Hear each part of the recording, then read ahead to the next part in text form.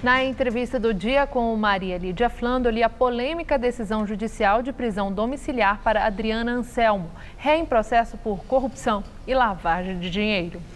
Entrevisto a advogada e pesquisadora Maíra Zapater, doutora em Direitos Humanos e especialista em Direito Penal. Muito obrigada, doutora Maíra, por estar conosco. Bom, causou perplexidade essa decisão do STJ de conceder direito de prisão domiciliar a Adriana Anselmo, exatamente pela razão, pela qual ela estava presa em Bangu com acusações de corrupção, lavagem de dinheiro e organização criminosa. O que é que embasou a decisão do STJ? Bom, primeiramente, boa noite, Maria Lídia, boa noite para quem está assistindo. O que embasou a decisão do STJ é uma norma que está no Código de Processo Penal, que foi inserida na lei o ano passado. Ela é uma lei, alteração relativamente nova, ela tem 1 ano, e a lei que fez essa mudança se chama Marco Legal da Primeira Infância. Então, o que está sendo observado nesse caso é o direito dos filhos, não é um benefício para Adriana Anselmo. O filho tem direito à presença da mãe.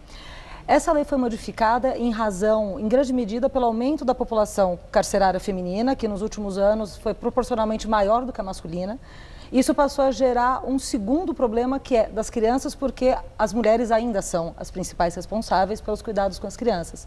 E se passou a observar que muitas vezes as mães são presas, os filhos são entregues para abrigos, poder familiar é decretada a perda, essa mulher não sabe mais onde está esse filho, o filho colocado para adoção, enfim. Diante disso, se observou a necessidade de ter uma previsão legal que possibilitasse não só mulheres, mas homens também, que tenham filhos menores de 12 anos sob seus cuidados, cumprir prisão domiciliar. Então, a lei é essa.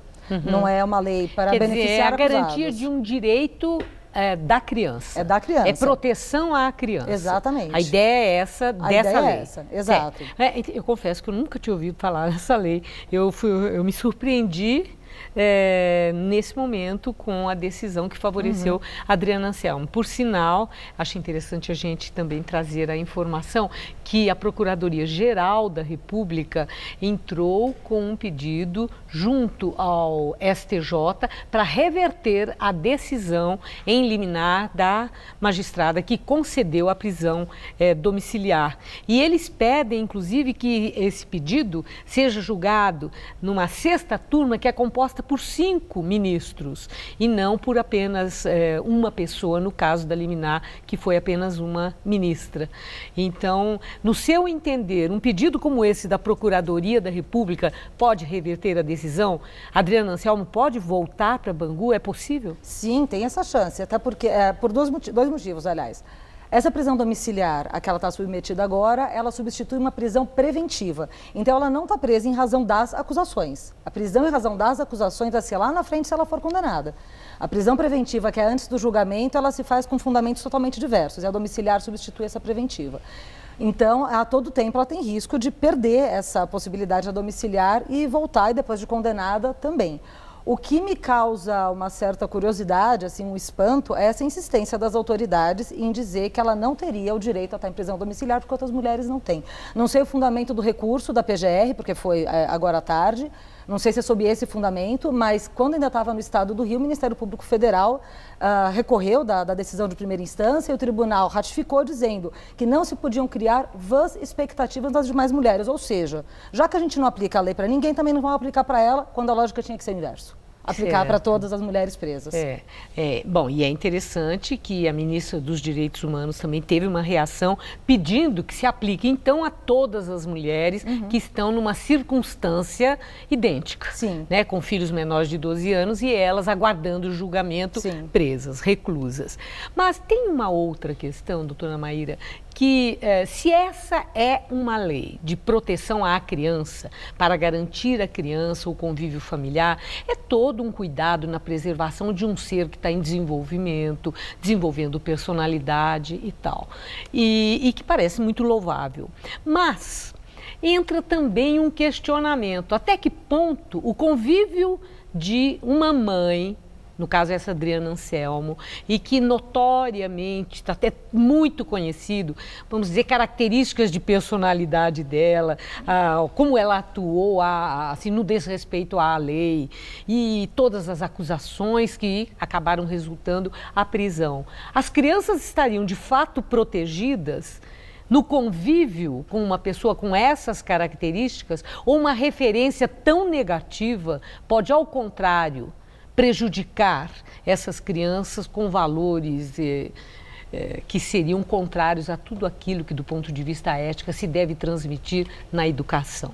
Cabe esse raciocínio? Olha, Maria Lídia, eu, de minha parte, não seria tão categórica em julgar a personalidade da Adriana Anselmo. Não a conheço, não estou acompanhando o processo, não vi nenhuma... Pelo que se sabe, pelo que já se tornou público e foi divulgado. O Estatuto da Criança e do Adolescente, o próprio Código de Processo Penal, com essas alterações do Marco Legal da Primeira Infância, eles procuram justamente fazer um raciocínio contrário a esse que a gente está debatendo aqui. Com a seguinte ideia: o fato do pai ou da mãe serem acusados de crime, sofrerem um processo criminal, isso não necessariamente vai fazer com que aquela criança esteja em risco. Porque também o outro lado existe. Existem muitos pais, muitas mães, muitos responsáveis, tidos como cidadãos de bem, no sentido de não ter um processo criminal, mas que colocam seus filhos numa situação de risco. Então, essa valoração moral não tem que caber ao judiciário fazer no processo criminal. Caberia a quem? No caso de ter um processo em que se avaliasse, um processo específico da Vara de Infância e Juventude, para perda de poder familiar, colocação da criança em família substituta, sob guarda, tutela, ou no extremo da adoção, caberia nesse processo e tem um procedimento específico de avaliação psicológica, saber se está em risco ou não. O princípio que o Estatuto da Criança e do Adolescente coloca o preferível sempre são os pais.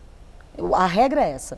A regra geral seria essa. Tem que ser provado o contrário, que aqueles pais colocam a criança ou o adolescente em risco para que você tenha perda do poder familiar. Quer dizer, provado. A acusação criminal e mesmo o próprio cumprimento de pena não equivalem automaticamente a uma incapacidade de criação daqueles filhos. Certo. Bom, agora, doutora Maíra, ainda em relação assim, à perplexidade, aos questionamentos nas redes sociais, né, se fala muito disso, então há algumas condições para que a Adriana Anselmo, que é mulher do ex-governador, que também está preso em Bangu, essa coisa toda, que ela não possa ter acesso à internet, a telefone, etc. Ela tem algumas restrições, mas eu vi que tem muita gente cobrando. Por que não puseram tornozeleira nela? Por que não houve exigências mais duras, como com outros que estão também aguardando julgamento e foram para prisão domiciliar? Tem explicação? Ou é privilégio? Eu não sei qual foi a explicação específica do caso dela, porque para cada caso em que a pessoa vai aguardar julgamento em liberdade, aliás, é bom a gente lembrar, né, pessoal, que aguardar julgamento em liberdade deveria ser a regra, sem restrição de tornozeleira eletrônica, sem escolta de polícia na porta, porque o próprio processo criminal, ele já é um ônus para o cidadão.